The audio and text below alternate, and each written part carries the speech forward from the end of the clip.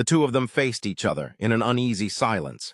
Eid slowly lifted his hand and brushed his fingertips against Janica's cheek with extreme care, as though she might shatter at the slightest touch. But before the moment could deepen, he pulled away and lowered his arm again. His voice carried an unusual heaviness, as he admitted that he couldn't explain what was troubling him yet, believing it was something he needed to face alone. Janica remained still, clearly wounded by the distance in his words. After a long pause, she carefully admitted that she didn't know whether she should pressure him into opening up or pretend not to notice his suffering at all. She feared becoming a burden to him. The idea visibly stunned Eid, who immediately rejected it. To him, Janica had never once been a burden. A faint smile crossed her face as she finally seemed to understand something important. Then, without warning, she dropped the suitcase onto the floor, dragged a chair directly in front of him, and sat down with determined eyes. She declared that she would force the truth out of him if necessary. Ignoring her own discomfort, she insisted that his problems belonged to her too, and reminded him that carrying pain together would always be easier than carrying it alone. Before she could finish encouraging him, he had suddenly asked for a kiss. The atmosphere froze instantly.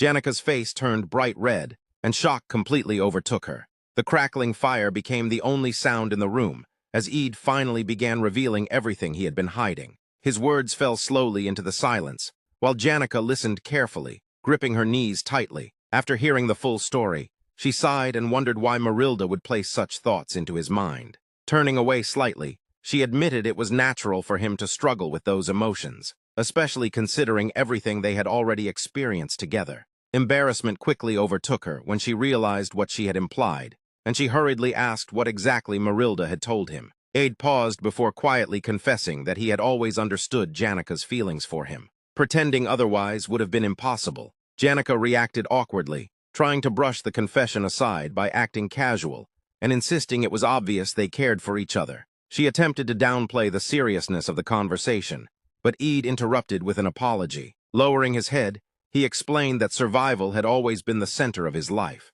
He had never grown up in an environment that allowed room for love or emotional vulnerability. Only recently had he begun reflecting on Janica's feelings and how he should respond to them. Yet he realized he still hadn't changed. Staring into the fire, he spoke about the trauma of watching loved ones die, and how those experiences had broken something inside him permanently. Heartbreak, he believed, eventually faded with time, but losing someone forever left wounds that never healed. Because of that fear, he had become selfish and convinced himself he was unworthy of Janica's feelings. Janica immediately rejected that conclusion. She gently pointed out that the very reason he struggled so much was because he genuinely cared about her. She admitted that if they had kissed only because Marilda suggested it, it would have felt strange, though part of her still would have been happy. The confession slipped out unintentionally, leaving her flustered and blaming Marilda for putting them in such an emotionally confusing situation. Eid eventually stood up and insisted he would handle everything alone. No matter how Janica felt, he refused to take advantage of her emotions. But hearing that only made Janica happier, because she suddenly believed she had found a simple answer. Instead of waiting for him to act, she decided to reverse the situation herself. Before Eid could understand what she meant, Janica rose onto her toes and pressed her lips against his. The golden light of sunset surrounded them, while the breeze gently moved through her hair. Everything around them faded into silence, leaving only the two of them trapped inside that fragile moment. Neither moved as their racing heartbeats filled the stillness. Janica's scarf slipped quietly from her shoulder to the ground,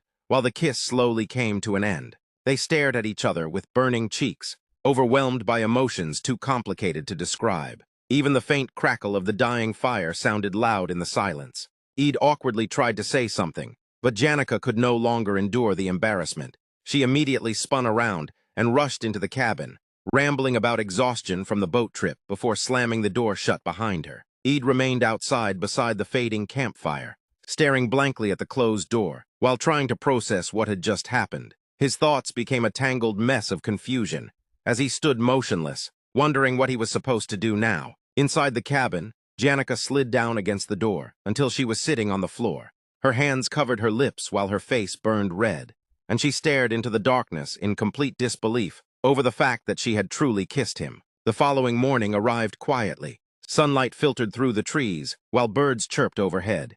Eid stood outside the cabin, chopping firewood, as though nothing unusual had happened. His expression appeared perfectly calm, yet something about him felt subtly different. Belle noticed it immediately, while observing him from a distance. The rhythm of his breathing and movements seemed steadier than before, though she couldn't fully explain why. Choosing not to dwell on it yet, she walked toward Janica's cabin and entered after discovering the door unlocked. Inside, Janica was buried beneath her blanket with only messy hair visible. Belle softly called to her, causing Janica to jolt awake in panic after briefly thinking Eid had entered instead. Belle calmly studied her flushed face and asked if she was sick. Janica quickly denied it, insisting the heat she felt had nothing to do with illness. Belle silently processed the strange behavior, while mentally comparing everything she had observed from both of them since the previous night. After a moment, she informed Janica that Eid had already begun chopping firewood despite not being fully recovered. Concerned about his condition, Belle asked Janica to stop him. Janica instantly refused and turned toward the wall in embarrassment. Belle quietly locked the door, before turning back with rare curiosity shining in her eyes. She directly asked whether Janica had spent the night with Eid. The question nearly made Janica explode with panic. She denied it frantically, insisting nothing that extreme had happened. Belle only grew more curious, and calmly asked how far their relationship had progressed instead. Janica could only stammer helplessly, without producing an answer.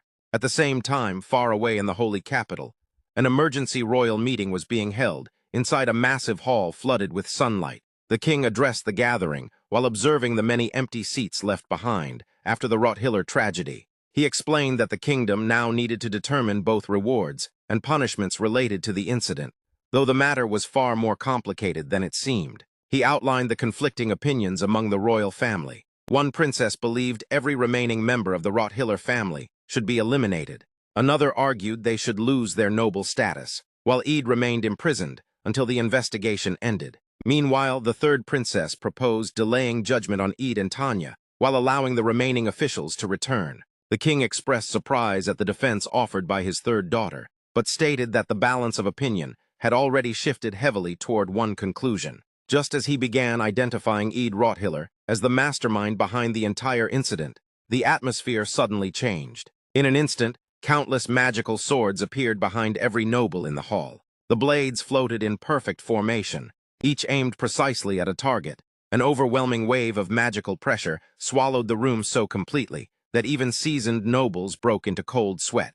The gathered power felt capable of destroying the entire palace if unleashed. Lucy then stepped calmly into the center of the hall. Dozens of swords rotated around her like orbiting stars, while enormous magical energy continued surging through the chamber. When she finally stopped before the king, her expression remained completely unreadable. She looked at him without fear, respect, or hesitation. Then, in the suffocating silence, she demanded that they speak.